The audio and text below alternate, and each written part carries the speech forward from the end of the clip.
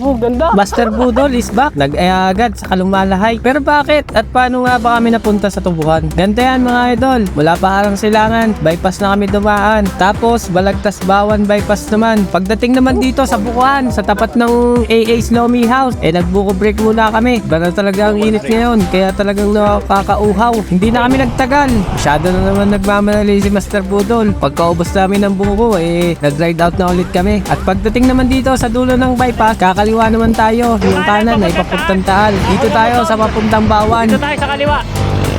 Pag nakita nyo na rin, Bawan Cockpit Arena. Akala na tayo. Diretso na tayo, diretso. Simula dito, medyo ahon lusong. Rolling hills. Tapos maganda rin yung daan. Dito pa.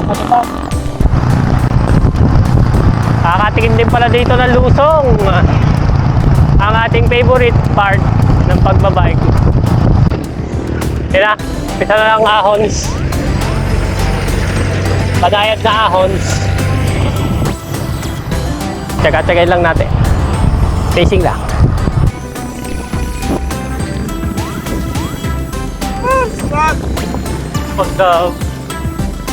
Pag mamaya na.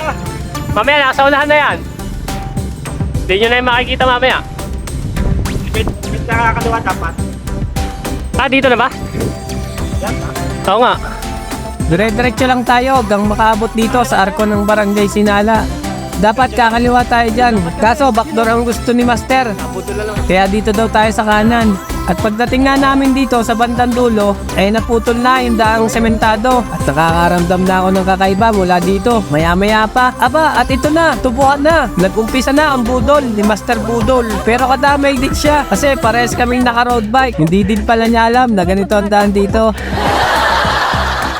Sabi ni Google, punta sa Timog. Akala ko punta sa ilog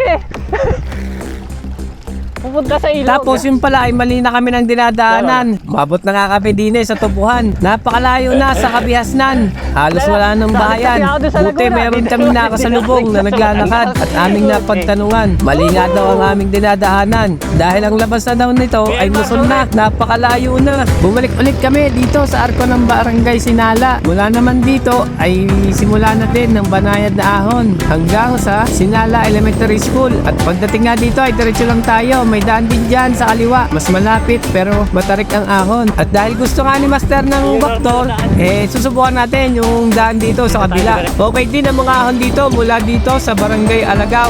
Mas malayo nga lang. Pero hindi masyadong matarik ang ahon. Yun nga lang ay di mahaba. Halos pares lang naman kung doon dadaan din sa kabila. Doon nga lang sa kabila ay biglang ahon.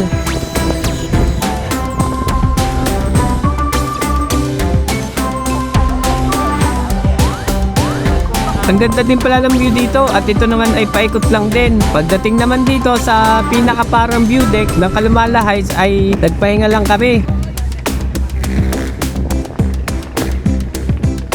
At habang nagkukwentuhan nga kami ni Master ay dumating naman tong mga idol natin at napansin nga ni Master na nagtuturok ang isa sa kanila. Yun pala ay naputol na ang RD niya. Grabe naman yan idol. May tumalo na kay Chester. Kung si Chester naputol ang drop out, itong si idol naputol ang mismong RD. Matik palit RD. Gastos na naman daw sabi ni idol. Dali!